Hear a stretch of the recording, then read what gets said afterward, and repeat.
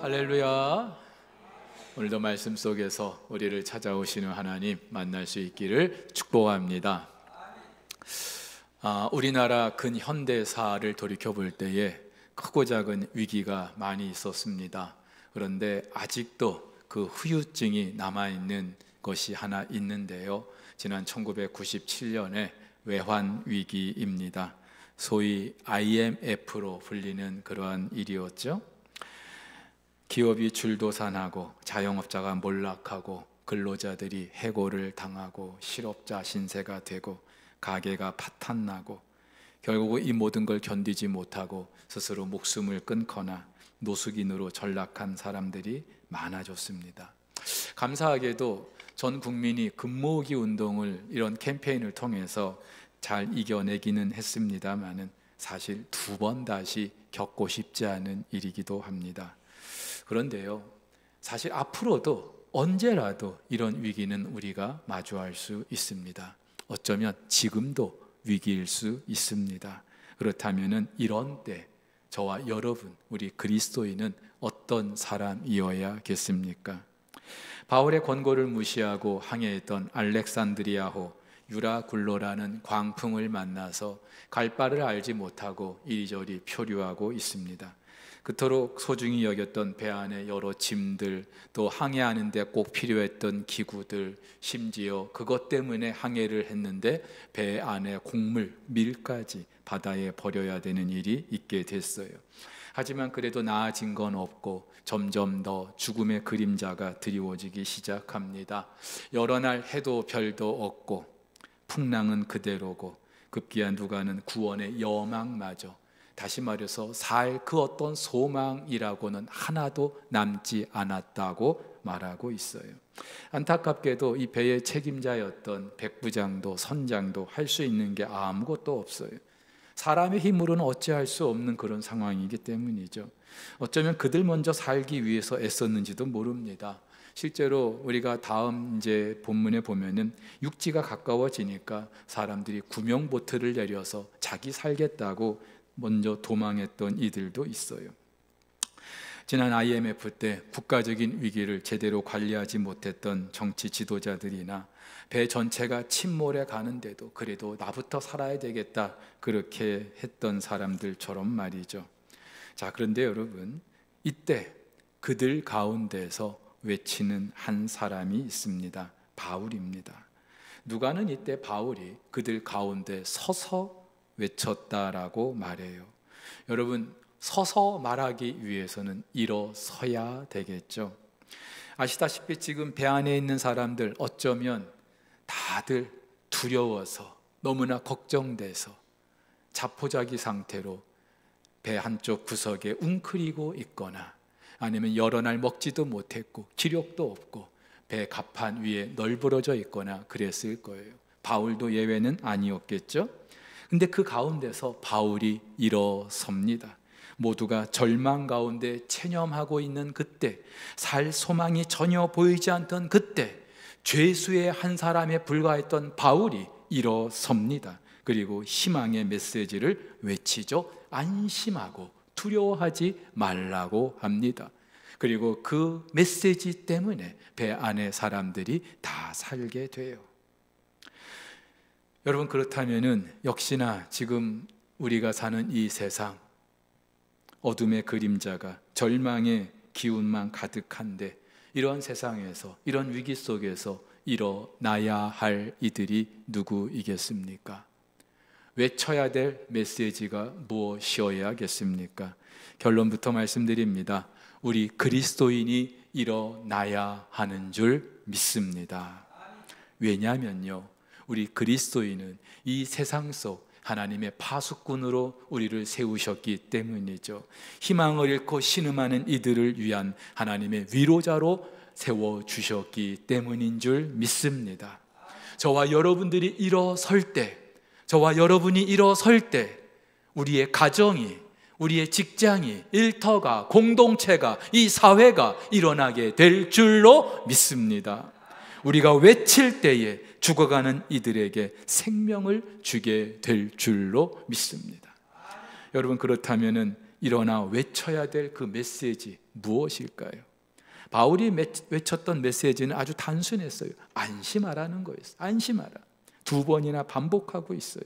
왜요? 지금 배 안에 있는 사람들 다들 두려워하고 걱정하고 염려하고 있기 때문이죠.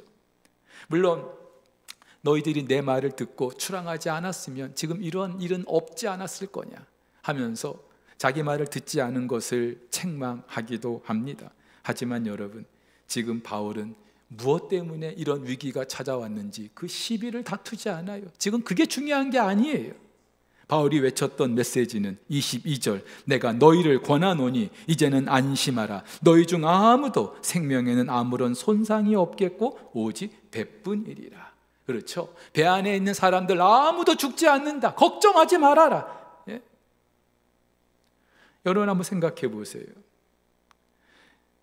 거친 광풍이 불어서 이 큰 배도 정처 없이 지금 떠밀려가고 있어요. 여러 날 해도 별도 없고요. 풍랑은 그대로예요. 살 소망이 전혀 없어요. 근데 이때 바울이 홀로 일어납니다. 아무도 그럴 만한 용기도 없었고 그럴 만한 의도도 없었고 바울 혼자 일어서서 희망을 말하기 시작합니다. 왜냐하면요, 지금 이 배 안에 사람들이 마주해야 될 그 가장 큰 적, 그것은 광풍이 아니었어요. 눈에 보이는 광풍이 아니었어요. 어쩌면 그들 내면의 두려움, 이제는 다 죽었구나, 이제는 끝났구나 하는 그런 절망감, 두려움, 지금 이게 이 배 안에 있는 사람들을 사로잡고 있는, 억누르고 있는 가장 큰 적이었기 때문이죠. 여러분, 그렇죠? 실제로 문제는요 지나가요. 근데 정말 저와 여러분들이 두려워해야 될 것은 두려워하는 그 자체. 그래서 미국의 대공황 때도 루즈벨트 대통령이 그렇게 말했잖아요. 우리가 두려워해야 될 것은 이 공황이 아니라 두려움 그 자체라고요. 자, 여러분, 이때 누군가 외치는 희망의 메시지만큼 괜찮습니다, 우리 살 수 있습니다, 힘냅시다, 이런 희망의 메시지, 이거만큼 위로가 되는 것도 없을 거예요. 바울의 메시지가 그랬거든요. 제가 군복무할 때 일입니다. 전방 GOP 부대에 배치가 됐어요. 군 생활하던 어느 날 우리 내무반에서 수류탄이 터지는 일이 있었습니다. 총기 정도가 아니라 수류탄이 터졌어요. 여러분, 전방 GOP 부대는요, 일몰 이후에 밤에는 교대로, 두 파트로 나눠서 교대로 철책을 지킵니다. 그렇기 때문에 일출, 해가 뜨고 나서는 주로 오전 시간에는 다 취침을 하게 돼 있어요. 근데 그 취침 시간에 군 생활에 적응하지 못했던 한 상급병이 불만을 품고 그 소대원들이 자고 있는 내무반에 수류탄을 던진 거예요. 어떻게 됐을까요? 다행히 아무도 죽진 않았어요. 근데 여러 명이 다쳤어요. 그리고 저도 그때 참 감사하게 그 전날 비번이었어요. 그래서 이 비번인 병사들은 잠을 안 재워요. 그리고 작업을 시켜요. 저도 이제 그 작업 밖에서 작업을 하고 있었는데 내무반에서 펑 소리가 나요. 한번 생각해 보시죠. GOP 부대는요, 한 소대 단위로 독립적으로 지내고 있습니다. 그렇기 때문에 그 한 소대 안에서 가족이나 다름없는 그 가운데 그런 수류탄 터지는 일이 있게 된 거예요. 여러분, 물론 남자들끼리 있다 보니까 뭐 불만도 있죠. 아무리 계급이 왕이라고 하지만 뭐 서로 치고받는 일도 있어요. 하지만 여러분, 수류탄이 터진다는 건 이거는 예사로운 일이 아니죠. 보통 일이 아니에요.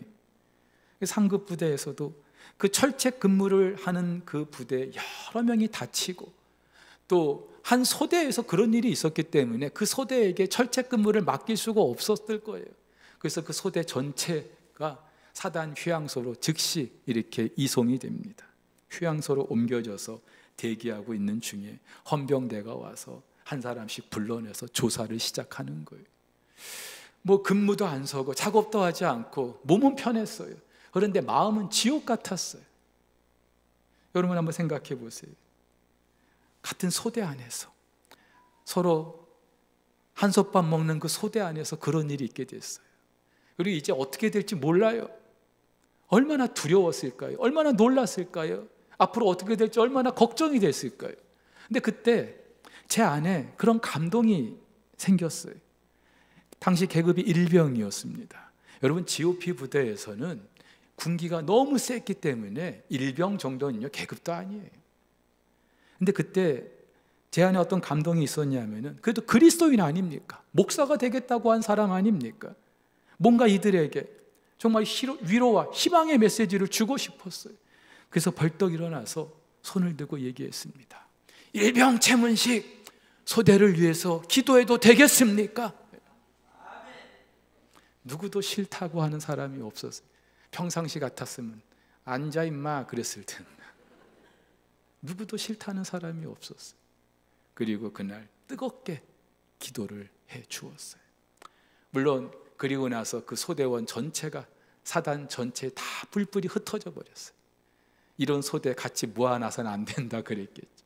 근데요, 그날 정말로 성령의 감동에 의해서 그렇게 기도를 해 주었는데 얼마나 굉장히 큰 위로가 되지 않았을까 싶어요. 사랑하는 우리 성도 여러분, 위기 속에서 우리 그리스도인이 해야 될 일이 바로 이거 아니겠어요?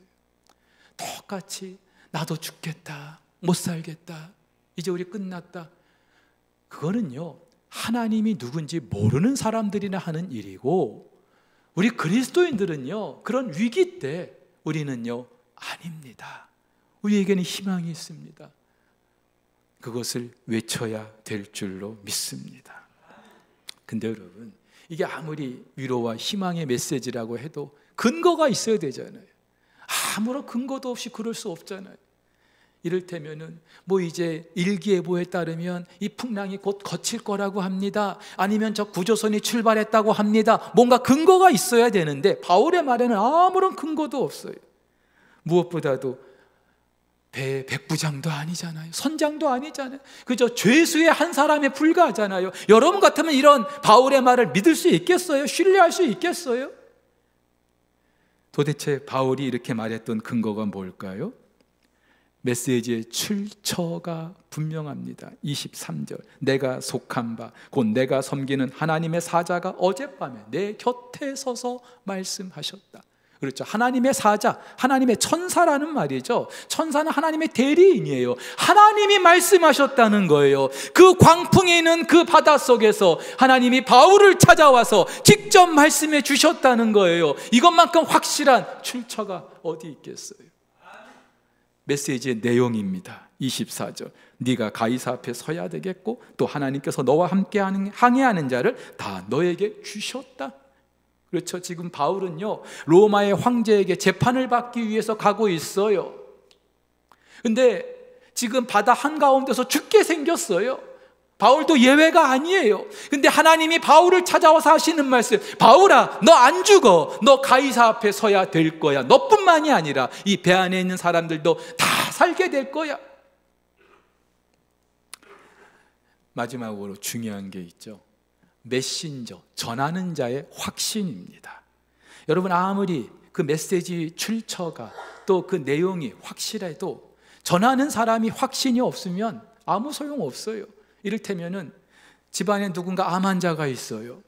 근데 암 환자가 있기 때문에 가족 모두가 정말 신경을 쓰겠죠. 특히 보호자가 더 많이 신경을 쓸 거예요. 근데 치료를 잘해서 데이터상으로도 이제 암이 조금씩 사라지고 있다는 그런 그 자료가 있고, 또 담당 의사도 이제 괜찮습니다, 좋아지고 있습니다, 조금만 있으면 퇴원해도 될 겁니다, 그렇게 얘기를 보호자에게 해줬어요. 그럼 이 보호자는 환자에게 무슨 얘기를 해야 됩니까? 여보 이제 나아지고 있대, 이제 곧 퇴원할 수 있대, 그렇게 희망의 메시지를 줘야 될 거 아니에요. 근데 보호자가 못 믿겠는 거예요.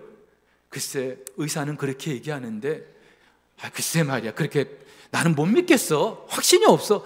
여러분, 전하는 자가, 메신저가 확신이 없으면 그게 아무리 확실해도 신뢰가 안 되는 거죠. 위로가 안 되는 거예요.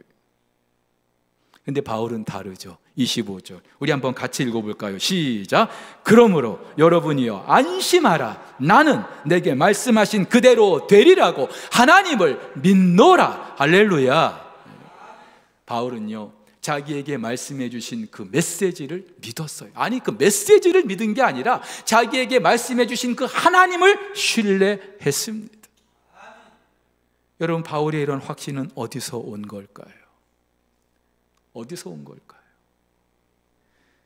크고 작은 위기가 끊이질 않는 삶 속에서 저와 여러분들에게 주는 도전이 무엇일까요?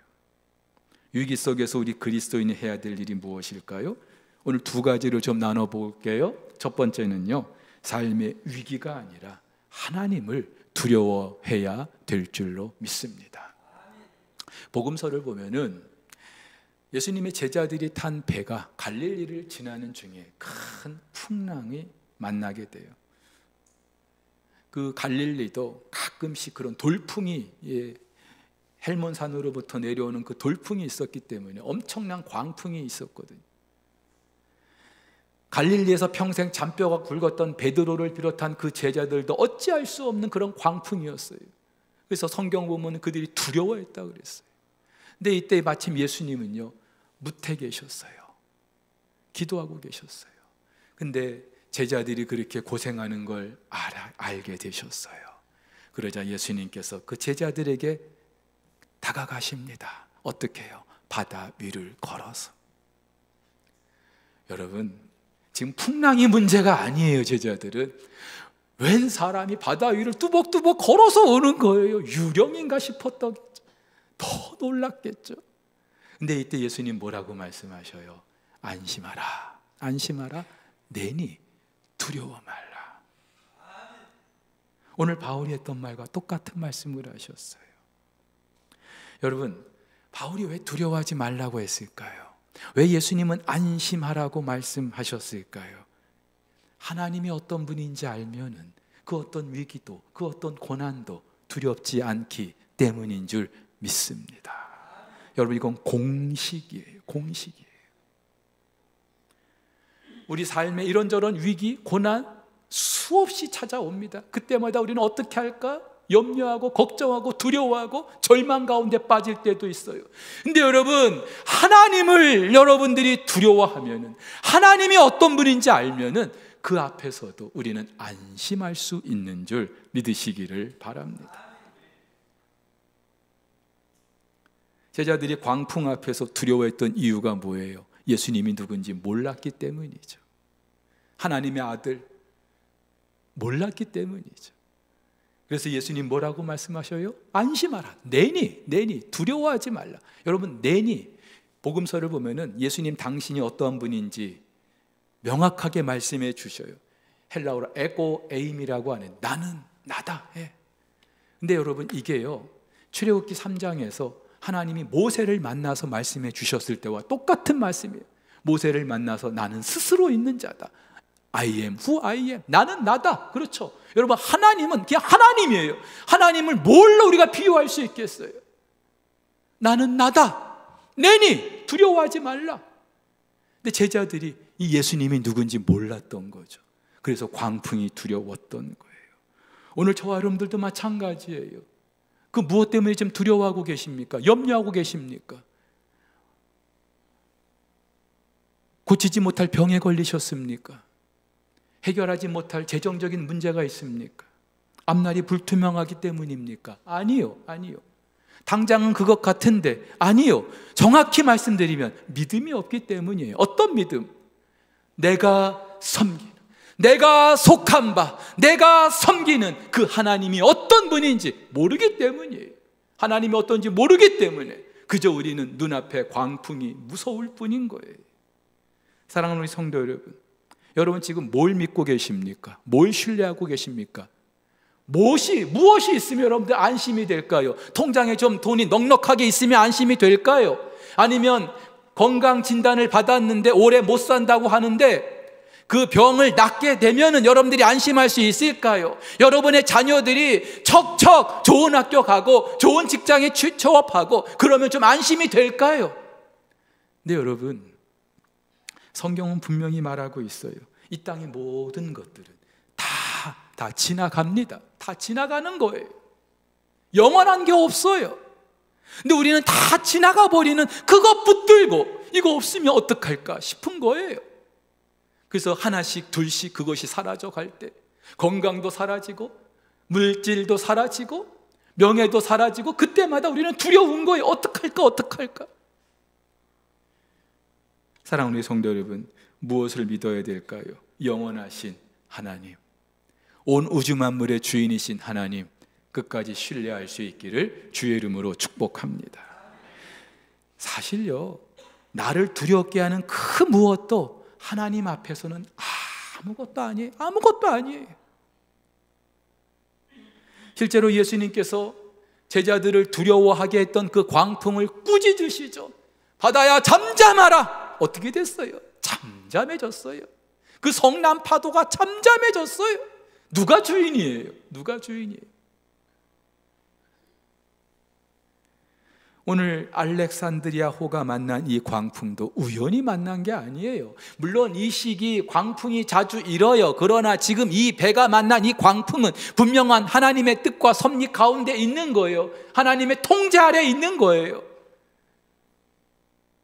여러분, 갈릴리의 그 광풍을 잠재우시느니 하나님, 이 지중해 유라 굴러도 잠재우시지 않겠습니까? 그 하나님을 우리가 어찌 신뢰하지 않을 수 있겠어요?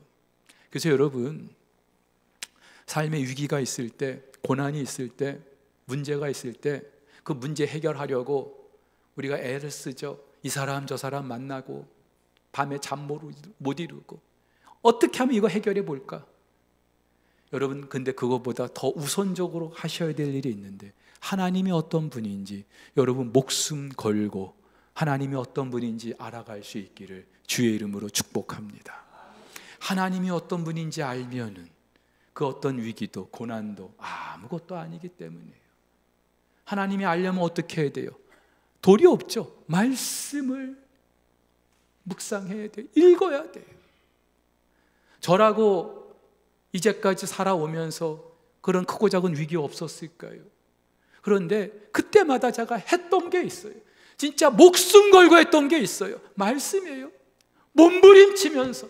왜냐하면 이 말씀 아니면 살 수가 없기 때문에, 말씀 아니면 내가 살 능력이 없기 때문에, 말씀 속에서 하나님이 어떤 분인지 알 수 있기 때문에. 사랑하는 우리 성도 여러분, 위기가 아니라 하나님을 두려워하는 우리 모든 성도들 될 수 있기를, 말씀을 더 몸부림하면서 가까이 할 수 있기를 주의 이름으로 축복합니다. 또 하나 우리가 해야 될 것이 있어요. 내게 허락하신 사명이 무엇인지 아는 거예요. 여러분, 오늘 이 알렉산드리아호가 만난 이 광풍, 이게 우연이 아니라고 말씀드렸습니다. 저와 여러분들이 살면서 겪게 되는 그 어떤 위기, 문제, 운이 없어서, 아니면 그 누구 때문에, 그 무엇 때문에 아니고요, 하나님의 주권 속에 있어요. 그렇기 때문에 거듭 말씀드립니다만, 이런 위기 때 우리가 해야 될 일은 하나님이 어떤 분인지를 묵상하는 거예요. 이 문제를 어떻게 해결할까? 문제를 묵상하면은요, 더 이상 어떻게 헤어나올 수 없는 수렁에 빠져들 수밖에 없어요. 하지만 하나님을 묵상하면은 우리는 그 위기 속에서 벗어날 길을 알게 되는 줄 믿습니다. 그리고 이때 우리가 해야 될 일이 있어요. 그저 믿지 않는 사람들처럼 이 위기를 극복하기 위해서만 우리가 애쓰는 게 아니고요, 도대체 이 위기 속에서 하나님 나에게 허락하신 사명이 무엇인가를 생각하는 거예요. 여러분, 아무리 긴 터널도 지나요. 여러분, 고속도로 달리다 보면 지나요. 통과하기 마련이에요. 아무리 긴 터널도 끝이 있어요. 따라서 저와 여러분들이 겪는 그 어떤 위기도 반드시 끝이 있어요. 그리고 더 중요한 사실, 사명이 있는 사람들은 죽지 않아요. 한번 따라해 보실까요? 사명자는 죽지 않습니다. 따라서 여러분, 어떤 위기가 있을 때 그 위기를 해결하기 위해서만 우리가 애쓸 게 아니라, 이게 무엇 때문에 내게 주어졌든지 이 상황 속에서 내가 해야 될 일이 무엇인가, 우리의 사명을 한번 여러분들이 생각해 보시는 거예요. 사랑하는 우리 성도 여러분, 오늘 하루 우리에게 주어졌는데 이게 결코 우연이 아니에요. 우리 어르신들, 내가 건강관리를 잘해서 그래도 이만큼 살고 있지, 아니고요. 여러분들이 교회 안에 직분이 있든 없든, 사람들이 인정하든 하지 않든 여러분들에게 주신 하나님의 사명이 있기 때문에 오늘도 생명 연장하고 계시는 줄 믿으시기를 바랍니다. 그리고 사명이 있는 자들에게는 반드시 그 어떤 위기도 이기게 하시는 거예요.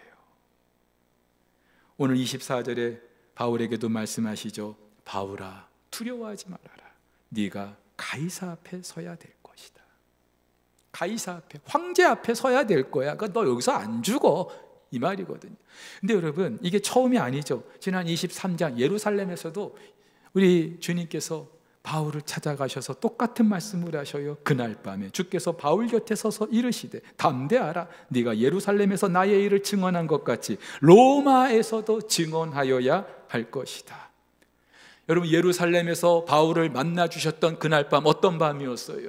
예상은 했지만 이 유대인들의 반대와 공격이 너무나 심했어요. 너무나 절망스러웠어요. 이제 난 어떻게 할까? 어쩌면은 두려움에 가득했던 그 밤이었을 거예요. 근데 그 밤 우리 주님께서 바울을 찾아가셔서 말씀해 주시는 거예요. 오늘 지금 지중해에서 유라굴로를 만났던 이날도 똑같아요. 어젯밤에, 여러분, 이 어젯밤은 단순하게 그냥 어젯밤이 아니에요. 물론 NIV 같은 영어 성경에서는 rest night, 지난밤이라고 그렇게 번역을 하고 있어요. 그런데 헬라어 원문을 보면은 이 밤. 네. 그래서 킹 제임스 버전은 this night라고 그렇게 번역을 하고 있어요. 근데 여러분, 어젯밤이건 이 밤이건 그날 밤이건 다 중요하지 않아요. 밤은요, 어두운 거예요. 절망스러운 때예요. 절망스러운 때, 결정적인 거는 뭐 어제가 됐든 그제가 됐든 상관없어요. 밤에, 그 어두움의 때 누가 찾아오시는 거예요? 하나님께서 바울 곁에 서서, 오늘 이 지중해에서 바울 곁에 서서 말씀해 주셨던 것처럼 예루살렘에서도 똑같이 말씀해 주시는 거죠.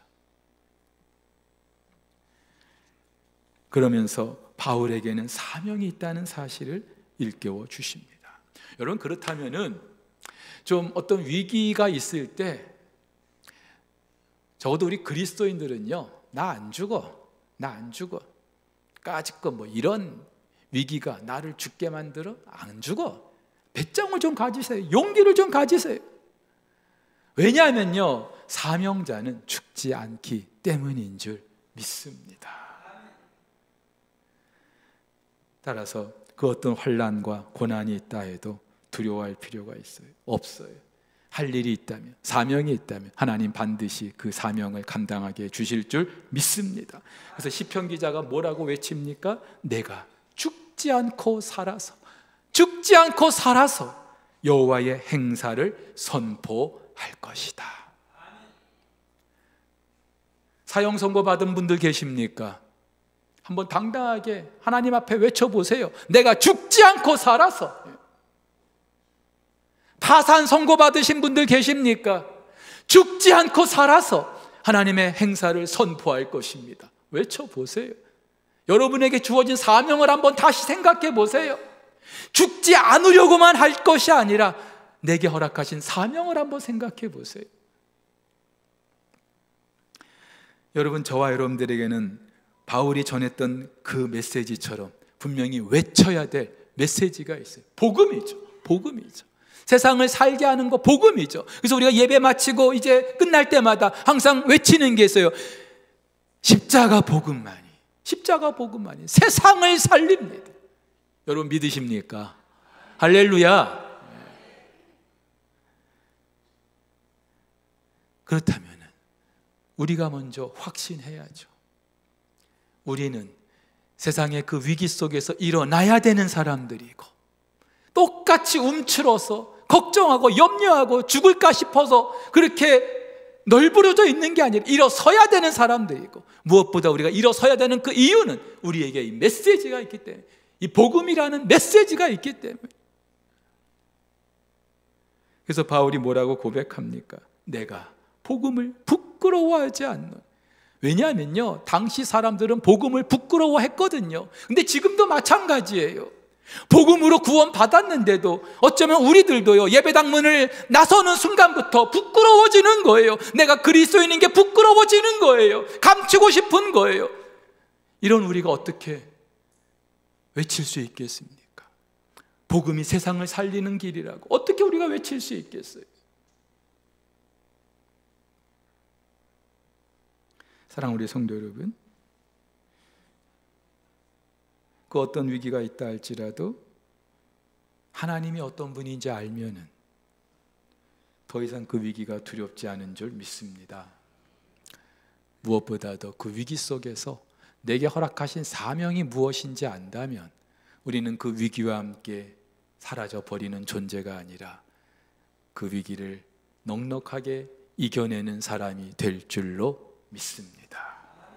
이번 한 주간도 여러분들이 지금 그 어떤 위기 속에 괴로워하고 염려하고 계신다 할지라도 하나님을 묵상해 보십시오. 하나님을 묵상해 보십시오.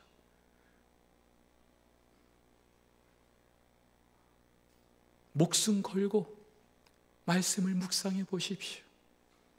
그리고 나에게 아무도 관심도 없고 뭐 교회 안에 어떤 서리 집사도 아니지만 나에게 맡겨주신 사명이 무엇일까 한번 생각해 보십시오. 하나님께서 여러분들을 통하여 그 어떤 위기의 상황 이겨내게 해주실 줄 믿습니다. 믿습니다. 우리 함께 찬양